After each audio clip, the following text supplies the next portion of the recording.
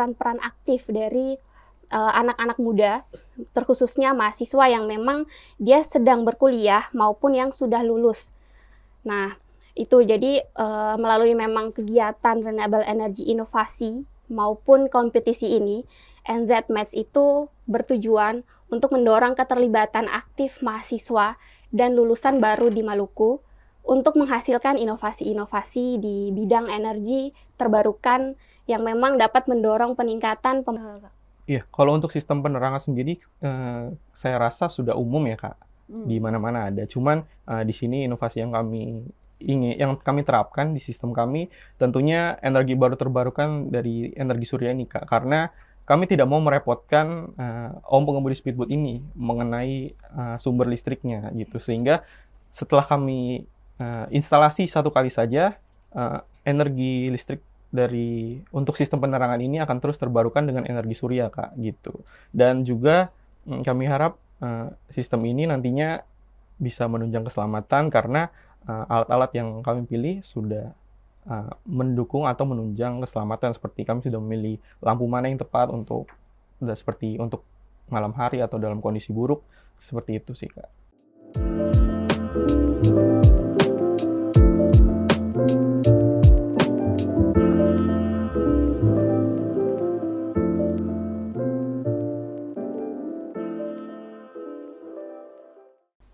Kita tidak akan mengetahui seberapa besar kemampuan anak muda Maluku dalam bidang energi terbarukan jika kita tidak uji mereka dalam kompetisi. Untuk itu, NZ Match mempersembahkan kompetisi Genius, generasi energi terbarukan dan inovasi unggul untuk masa depan Maluku. Ajang ini menjadi saksi kecerdasan, inovasi, dan juga kreativitas anak muda dalam mewujudkan masa depan Maluku yang bersih, ramah lingkungan, dan juga berkelanjutan. Kami telah memilih 5 tim yang lolos pada tahap pengembangan prototipe. Tim-tim ini tentunya telah melewati serangkaian seleksi yang cukup ketat dan semua inovasi dari tim yang lolos ini tentunya akan memiliki dampak positif jika diterapkan ke masyarakat Maluku. Pemirsa Ruang Hijau Podcast, kali ini kita sudah bersama dengan Putri Anjani Hatuina, Renewable Energy Technical Officer NZ Match selaku mentor dari tim-tim Genius ini. Dan juga di paling ujung kiri saya ada Stewart, mahasiswa Politeknik Negeri Ambon, perwakilan dari tim Luxis Tenebris. Pemirsa, dari mereka berdua kita akan mengetahui lebih dalam tentang Genius ini. Jadi pemirsa jangan kemana-mana, tetap simak obrolan kami ya. Baik, untuk pertanyaan yang pertama saya ke Kak Puja dulu selaku mentor dari Genius ini ya, Kak. Yang pertanyaan pertama, Kakak, mungkin Kakak bisa menceritakan gagasan awal bagaimana terbentuknya Renewable Energy Competition ini dan juga bagaimana sih kemudian akan diberi nama Genius? Ya, jadi kita tahu sendiri ya kalau di Maluku, terkhususnya untuk energi terbarukan, itu masih kurang familiar kepada anak-anak muda yang ada di Maluku ini. Nah, sedangkan kita tahu sendiri kalau generasi muda memiliki peran penting ya dalam transisi energi di Maluku. Lalu keterlibatan mereka dalam sektor energi, terkhususnya untuk energi terbarukan, itu diperlukan untuk membangun sektor-sektor energi terbarukan yang memang dinamis di Maluku. Nah, sebagai lembaga pengembangan ilmu pengetahuan dan juga teknologi, kita merujuk nih ke mahasiswa-mahasiswanya. Karena kita ingin mahasiswa-mahasiswa di Maluku itu juga lebih aktif, lebih berperan aktif untuk energi terbarukan di masa mendatang maupun masa kini. Nah, universitas dan politeknik itu diharapkan dapat menghasilkan inovasi yang memang dapat mendukung peningkatan pemanfaatan dan energi terbarukan di berbagai sektor-sektor yang ada. Lalu dari situ kita berpikir ya, kita bisa nih membuat untuk event atau lomba, yaitu lomba kompetisi energi terbarukan yang memang kita namakan dengan Genius, yaitu generasi energi terbarukan dan inovasi unggul untuk masa depan Maluku. Di situ kita harapkan ada peran-peran aktif dari anak-anak muda, terkhususnya mahasiswa yang memang dia sedang berkuliah maupun yang sudah lulus. Nah, itu jadi melalui memang kegiatan renewable energy inovasi maupun kompetisi ini, NZ Match itu bertujuan untuk mendorong keterlibatan aktif mahasiswa dan lulusan baru di Maluku untuk menghasilkan inovasi-inovasi di bidang energi terbarukan yang memang dapat mendorong peningkatan pemanfaatan energi terbarukan di Provinsi Maluku. Itu harapan kita dalam kompetisi Jenius ini. Luar biasa, Kak. Jadi memang masa depan dari bangsa ini tergantung dari anak-anak generasi muda ya. Lalu Kak, boleh diceritakan bagaimana proses seleksi hingga terpilihlah si tim-tim ini yang masuk dalam proses pendanaan prototipe? Ya, jadi pada tahapan itu setelah kita pertama tuh ada pengajuan dulu untuk discretionary budget untuk proposal. Nah, itu setelah disetujui oleh NZMVET. NZMVET itu sendiri itu Kementerian Luar Negeri dan Perdagangan dari Selandia Baru. Nah, setelah disetujui, NZMET mulai tuh untuk proses pendaftaran pembukaan lomba Jenius ini, di mana dengan tema kita ambil itu inovasi teknologi energi terbarukan untuk masa depan Maluku. Nah, dari situ ada subtema. Nah, kita pilih tuh ada beberapa sumber energi yang bisa digunakan, yaitu energi terbarukan, di mana antara lain ada energi surya, ada juga angin, ada air, arus laut, biomasa, maupun juga panas bumi. Nah, dari situ kita bagi lagi ke beberapa sektor. Nah, di situ ada juga ada 8 sektor. Antara lain tuh seperti sektor perikanan, pertanian, kesehatan, pariwisata, kehutanan, dan kemaritiman. Nah, dari situ kita bagi nih secara garis besar ada 4 tahapan untuk proses pendaftaran Jenius ini. Nah, pertama itu ada kita buka yaitu untuk proses pendaftaran untuk konsep note. Kalau misalnya di universitas-universitas di kampus biasanya tuh disebut abstrak ya, tapi di sini kita buat untuk memasukkan konsep note. Jadi di situ sudah ada secara gambaran umum metodologi secara garis besar yang sudah bisa kita lihat dalam konsep note tersebut. Lalu setelah pendaftaran konsep note itu dibuka, kita mulai dari tanggal 18 Desember tahun 2023 kemarin sampai dengan 31 Januari di 2024. Nah, setelah konsep note ini kita lihat nih, seleksi lagi, oh dari situ ternyata ada 21 konsep note yang masuk. Nah, dari 21 konsep note yang masuk itu, kita pilih 15 konsep note yang menurut kita itu layak untuk maju ke babak tahapan proposal. Nah, dari situ 15 konsep note yang masuk, kita minta mereka untuk penyerahan proposal. Nah, proposal itu juga kita kasih waktu tuh ke para kompetitor ini. Itu dari tanggal 19 Februari sampai dengan 5 April 2024. Nah, dari proposal konsep note sebelumnya, proposal yang mereka masukin ternyata hanya 13 proposal yang masukin. Nah, yang 13 proposal itu kita juga seleksi lebih lanjut lagi karena tidak mungkin kita juga mau meloloskan 13 itu. Dari 13 proposal itu kita pilih 8 proposal yang lanjut untuk dipresentasikan. Nah, 8 proposal yang bakal dipresentasikan itu sudah melalui tahapan-tahapan seleksi yang memang menurut kita, oh iya, ini proposal ini patut dan bisa untuk dikembangkan, maupun kita cek dari sisi kesiapan timnya, dari ide dan gagasannya, dari tahapan-tahapan metodologi pengembangan yang mereka terapkan, yang mereka tuliskan di proposal itu, menurut kita 8 proposal itu layak. Nah, setelah mereka mempresentasikan hasil proposalnya mereka, kita pilih lagi dari proposal itu, kita pilih menjadi 5. Nah, 5 itu yang lanjut ke tahap pengembangan prototipe. Walaupun menurut kita 8 proposal itu sudah kita lihat itu bisa ya, maksudnya bisa juga untuk dikembangkan. Namun pada saat presentasi kita lihat dari semua tim, 8 tim yang mempresentasikan hasil itu, kita lihat dari 8 tim itu, oh iya, dari sini kita memilih 5 yang menurut kita paling siap untuk bisa diimplementasikan prototipe tersebut. Nah, dari situ kita memilih 5 tim untuk mengembangkan prototipe. Nah, untuk prototipe tersebut, kita juga memberikan pendanaan. Jadi ada pendanaan tersendiri untuk pengembangan prototipe kepada 5 tim. Jadi masing-masing tim ada budget untuk mengembangkan prototipe itu untuk nanti dipresentasikan, yang memang nanti presentasinya itu direncanakan kemungkinan di minggu pertama November. Nah, mungkin itu ya. Oke. Nah, untuk Kak Stewart nih, Kak, gimana sih Kak, boleh diceritakan ide awal dari Kakak dan teman-teman sehingga untuk mengembangkan prototipe ini seperti apa?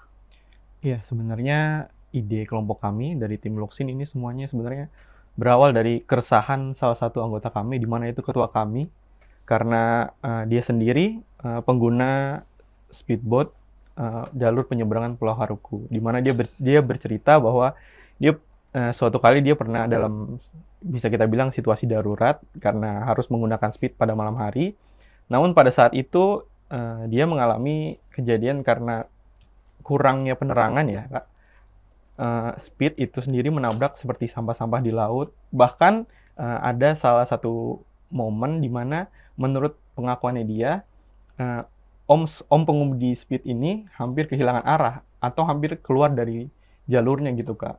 Dan syukurnya om speed ini bisa melihat lampu-lampu rumah di Pulau Haruku sehingga tidak kehilangan arah. Nah, dari situ kami berinisiatif untuk gimana kalau kita bikin sistem penerangan untuk speedboat itu.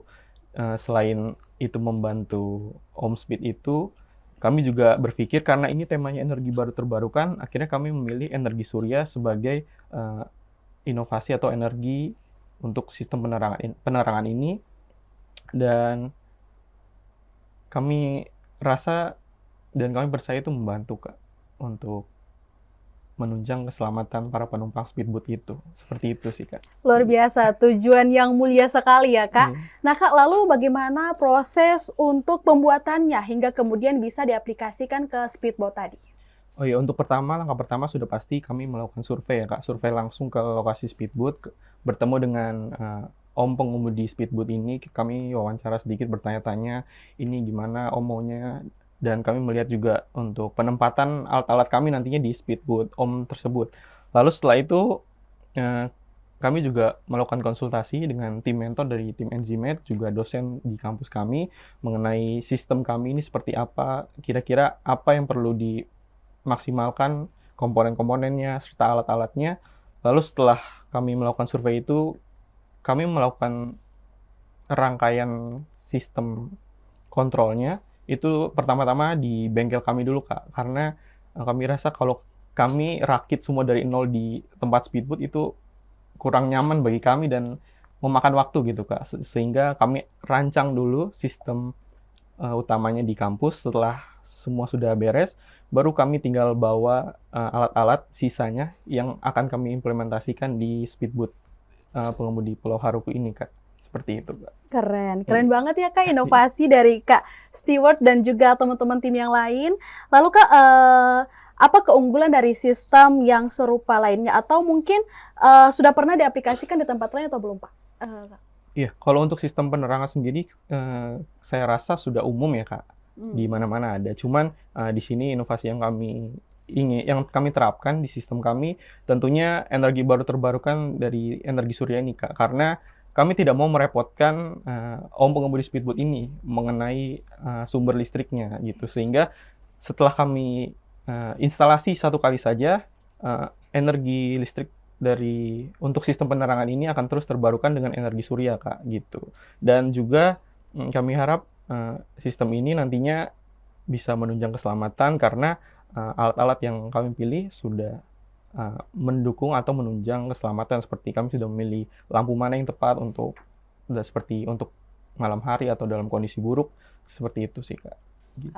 Luar biasa, Kak.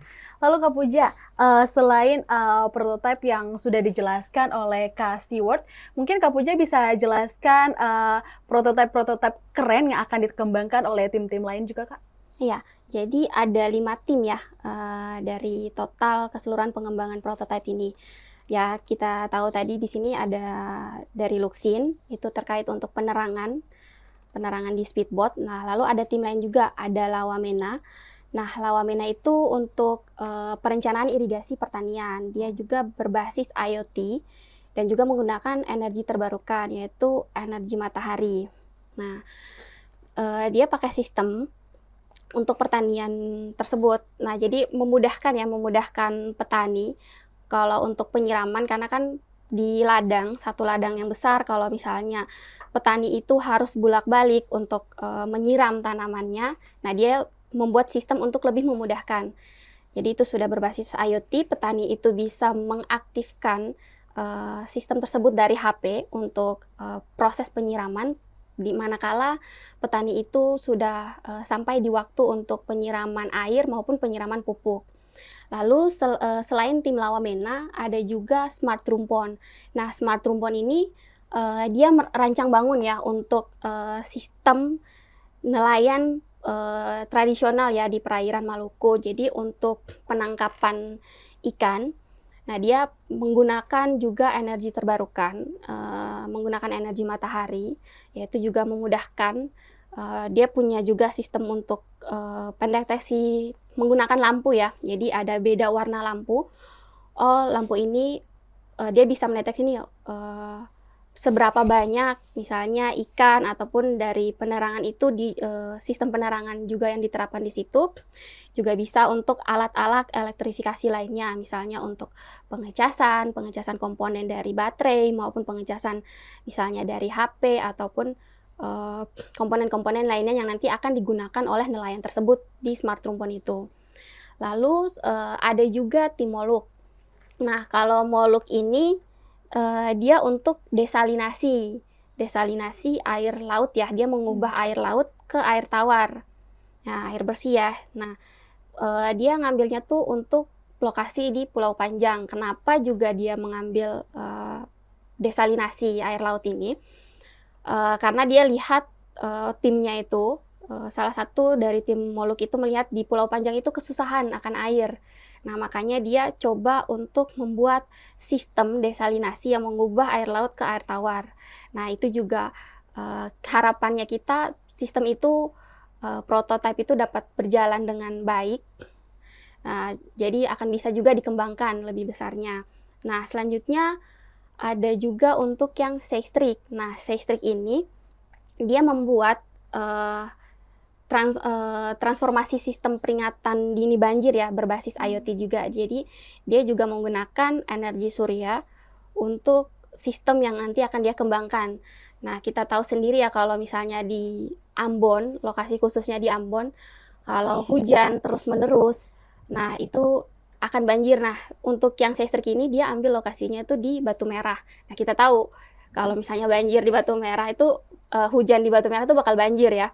Nah, dia memasang alat di situ untuk mendeteksi dengan ketinggian air seberapa itu sudah bisa akan dikatakan oh ini akan banjir nih. Nah, itu juga bisa alarmnya bakal bunyi, masyarakat di sekitar situ bakal tahu oh ini ada alarm banjir yang sudah berbunyi. Nah, masyarakat juga bisa mengantisipasi itu. Nah, itu sih dari 5 kelompok itu. Baik, luar biasa ya Kak. Kita tahu pasti dari prototipe-prototipe tadi jika berhasil diwujudkan maka akan membawa dampak positif bagi Provinsi Maluku sendiri. Nah, Kak Puja bisa jelaskan mengenai dampak yang diciptakan dari prototipe dari masing-masing kelompok yang berhasil didanai Kak? Ya, kita tahu sendiri ya tadi untuk yang Luxin, untuk penerangan speedboat. Nah, tadi yang dikatakan steward bahwa pengalamannya mereka jalan pada saat malam hari menggunakan speedboat, hampir terjadi kecelakaan. Nah, harapannya setelah sistem ini terpasang di prototipe ini terpasang di speedboat itu dapat juga dikembangkan dan dampak positifnya itu apa? Ya, dari tadinya jam pelayarannya mungkin dia bisa dari pagi sampai jam 5 sore, dia bisa meningkat sampai di malam hari. Mungkin sampai jam 8 ataupun pada saat keadaan darurat di satu lokasi tersebut, dia ingin menggunakan penyeberangan menggunakan speedboat.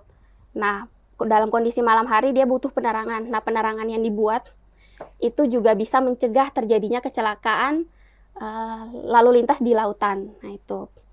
Nah, sedangkan untuk yang tim yang lainnya seperti Lawamena maupun Moluk. Nah, untuk yang irigasi pertanian, dampaknya bisa untuk memudahkan para petani dalam maintenance maupun dia pada saat proses mau pemupukan, mau penyiraman. Nah, itu lebih memudahkan dia. Dia tidak perlu lagi harus pergi ke sana setiap hari untuk mengecek, oh ini harus disiram nih, jam sekian harus disiram, ke sana lagi dia timbah lagi, dia ke sana ngambil air, terus dia siram secara manual. Nah, sekarang mereka buat itu sudah berteknologi, artinya kenapa dia sudah langsung ya terpasang, tinggal dia aktifkan saja melalui HP-nya untuk penyiraman, maka mesin pompa itu akan menarik air dengan sendirinya, lalu akan disiram untuk tanaman-tanaman itu. Nah, untuk Moluk sendiri, kita tahu ya bahwa di banyak lokasi di Maluku, yang di pulau-pulau terpencil itu kurang akan air bersih.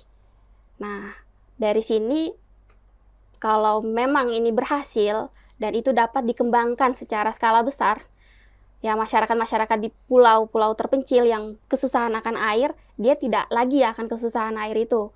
Karena sudah ada nih teknologi yang diciptakan oleh anak muda Maluku sendiri, atau yang dibuat, yang dikembangkan oleh anak muda Maluku sendiri untuk mengubah air laut menjadi air bersih, air tawar, yang dapat digunakan oleh masyarakat itu sendiri. Lalu terkait dengan pendeteksi banjir. Nah, contoh lagi untuk yang pendeteksi banjir ya, sekarang kita tidak tahu nih musim-musim hujan, masyarakat di desa Batu Merah tuh tidak tahu kapan, oh curah segini akan berpotensi banjir, tidak. Nah, dia bikin skala ukur. Oh, jadi kalau misalnya skala ukurnya masih di bawah, oh ini belum. Nah, belum terjadi. Terus kalau misalnya sudah menengah, sudah di ambang batas, alarm itu akan memberikan informasi. Dia akan mengirim sinyal. Nah, jadi pada saat dia mengirim sinyal itu bukan berarti sudah terjadi banjir baru dia mengirim. Jadi dia mengirim sinyal itu sebelum banjir itu terjadi. Nah, jadi itu masyarakat bisa mengantisipasi tersebut. Jadi mereka bisa bersiap-siap ya. Oh iya nih, ini sudah mau banjir. Mereka bersiap-siap, mungkin sudah mengamankan barang-barangnya atau apapun itu. Nah, sehingga harapannya mereka tidak lagi terdampak oleh banjir tersebut yang merugikan masyarakat itu sendiri. Mungkin itu. Baik. Saya ke Kak Stewart. Nah, Kak, dalam proses pengembangan prototipe dari timnya Luxin sendiri, apakah ada tantangan yang dihadapi? Boleh diceritakan, Kak? Oh ya, kalau untuk tantangan sudah pasti ada ya, Kak. Karena memang ini kami juga sambil belajar, karena ya sambil lomba kami sambil belajar. Jadi tantangan yang kami hadapi yaitu beberapa ada dalam penentuan komponen ya, Kak. Karena sistem kelistrikan itu kan kami tidak bisa sembarang membeli atau memilih komponen. Jadi kami harus perhitungkan untuk keselamatan di speedboatnya juga, karena ini transportasi laut yang ada penumpang dan ini di tengah laut. Jadi kalau ada kenapa-napa kan itu sangat berbahaya ya, Kak. Jadi yaitu dalam penentuan komponen kami dalam beberapa kesempatan mengalami kesulitan, sehingga ya kami jalan keluarnya kami berkonsultasi ya dari tim dosen kampus, juga tim mentor Enzimed, sehingga pada akhirnya kami menemukan titik temu ya, Kak, mana sih yang baik dari yang terbaik untuk diimplementasikan di speedboat tersebut gitu, Kak. Baik, jadi cara untuk menemukan solusi dari tantangan tadi dengan cara berkomunikasi antara Kak. tim Kak Luxin sama mentor dari NZMed. Iya. Oke, baik. Kak, meskipun ini masih dalam skala sistem yang kecil, tetapi tentunya memiliki dampak yang besar. Nah, bisakah Kak Stewart ceritakan dampak berdasarkan data dan fakta yang di lapangan? Iya, kalau berdasarkan fakta di lapangannya ya seperti pengalaman ketua tim kami ya, yang dimana dia saat situasi darurat pada malam hari, tentunya itu memberikan dampak yang sangat positif ya, Kak, dimana saat malam hari tentunya nanti akan memberikan penerangan bagi transportasi speedboat itu sendiri, sehingga keselamatan pengemudi juga penumpang terjamin, Kak, lebih terjamin dari sebelumnya gitu, Kak. Dan juga kami harap dari sistem kami ini, Kak, bisa juga mendukung atau meningkatkan pendapatan pengemudi speedboat itu sendiri, karena seperti yang tadi Kak Puja sampaikan, tentunya dengan adanya sistem penerangan ini, jam operasional speedboat ini bisa bertambah gitu Kak, dan tidak menutup kemungkinan Om Speedboat-nya ini bisa menaikkan tarifnya, karena jujur saja belum banyak gitu Kak yang menggunakan sistem penerangan ini di malam hari, sehingga ini bisa menjadi salah satu nilai lebih lah Kak untuk Om Speed yang kami implementasikan ini, sehingga ya itu merupakan salah satu langkah kecil lah dari kami untuk meningkatkan sektor kemaritiman di Provinsi Maluku, seperti itu sih Kak. Baik, setuju. Hal tersebut juga dapat meningkatkan perekonomian di sana ya.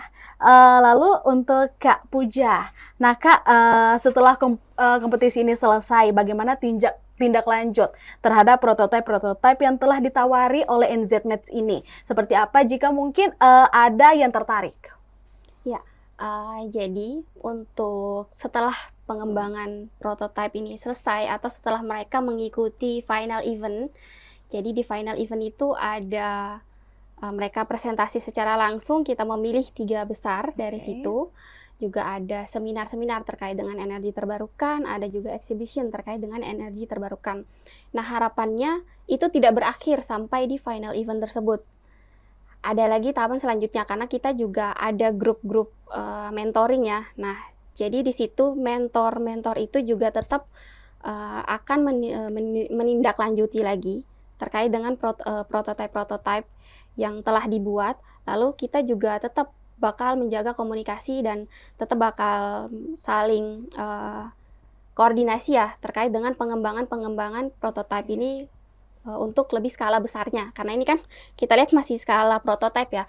Nah, kita rencananya tuh kalau bisa prototipe ini berhasil dibuat dan menurut kita itu bisa diimplementasikan skala besar. Nah, kita juga akan mencoba ya untuk misalnya mencari funding ataupun dengan mitra-mitra kita.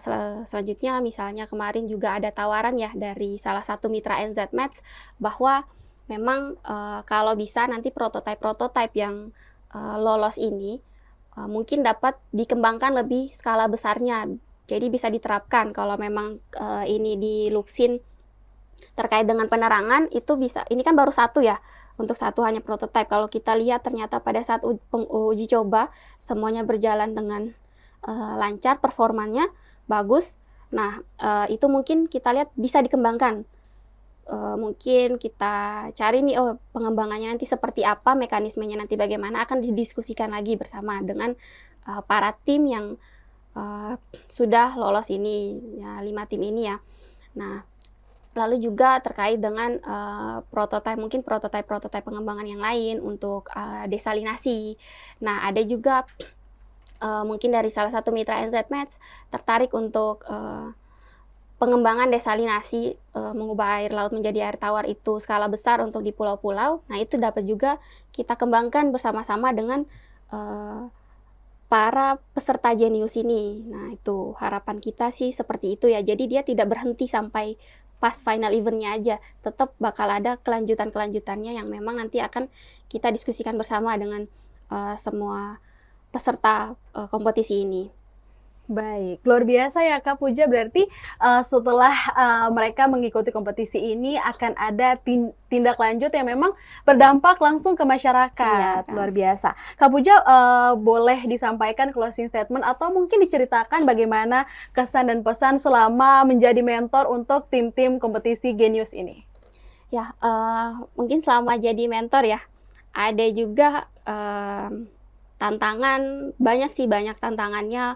Tapi kalau kita lakukan itu dengan senang hati dan memang ya kita niatnya untuk membantu ya dan mau mengembangkan semua anak muda di Maluku ini. Nah, kita mengembangkan itu secara apa ya, kita mentoring mereka. Oh iya, mereka punya kendala di satu sisi ini, kita memberikan waktu kita berdiskusi dengan mereka apa kendala mereka, kita terapkan sama-sama. Oh ya, kita cari solusinya. Oh, harusnya seperti ini. Nah, itu walaupun banyak tantangan, tapi juga asik sih dengan anak-anak kompetisi yang mengikuti kompetisi ini. Mereka semua aktif ya untuk mau mengembangkan, mau mencari ide, mau belajar lebih berkembang lagi, lebih lanjut lagi untuk bisa menyelesaikan prototipe mereka, dan juga menambah pengetahuan yang memang sebelumnya mungkin menurut mereka, mereka belum dapat ini nih. Ternyata pada saat mereka pengembangan bersama mentor, mereka lebih mengerti lagi. Nah, itu yang mungkin ada kesannya ya sama mereka di situ. Baik, luar biasa. Kita ke Kak Stewart dulu. Kakak boleh diceritakan ke pemirsa Ruang Hijau Podcast kita bahwa bagaimana sih Kak pesan dan kesan, pengalaman, manfaat apa yang sudah Kakak dapatkan selama mengikuti kompetisi Genius ini? Iya, untuk pesan dari saya, jujur ini kompetisi ini sangat bermanfaat dan sangat menarik ya bagi saya, karena kompetisi ini sangat berguna bagi mahasiswi di Provinsi Maluku terkhususnya, karena selain menjadi sarana untuk belajar, dari sini juga kami bisa memancing pikiran-pikiran kami gitu, ide-ide kami, inovasi kami, untuk nantinya bisa dikembangkan yang selain untuk lomba juga bisa menjadi langkah nyata untuk pengembangan di berbagai sektor di Provinsi Maluku gitu Kak. Dan ya saya rasa seperti itu aja sih. Baik, terima kasih Kak Stewart dan juga Kak Puja dan pemirsa Ruang Hijau Podcast dimanapun Anda berada. Kita telah bersama-sama menyimak informasi yang sangat menarik dari kedua narasumber yang luar biasa kita pada episode kali ini. Ada banyak inovasi-inovasi dari anak muda Maluku yang perlu untuk terus kita dukung agar aplikasi energi terbarukan semakin masif. Terima kasih banyak kepada Kak Puja dan juga Kak Stewart yang telah berbagi banyak sekali informasi kepada kita semua. Tentunya ini akan menjadi informasi yang sangat berharga dan memberikan inspirasi bagi anak muda di Provinsi Maluku untuk lebih banyak lagi inovasi dan juga mengembangkan energi terbarukan. Sekarang adalah giliran saya, Devi Alfiani, mohon undur diri. Sampai jumpa pada episode Ruang Hijau Podcast lainnya. Jangan lupa pemirsa untuk tetap like, komen, dan juga subscribe akun YouTube kami di NZMaths Info. Nyalakan notifikasi agar tidak ketinggalan dengan episode-episode terbaru kami. Ikuti juga di semua sosial media kami di Instagram, Facebook, LinkedIn, dan juga X. Terima kasih dan sampai jumpa.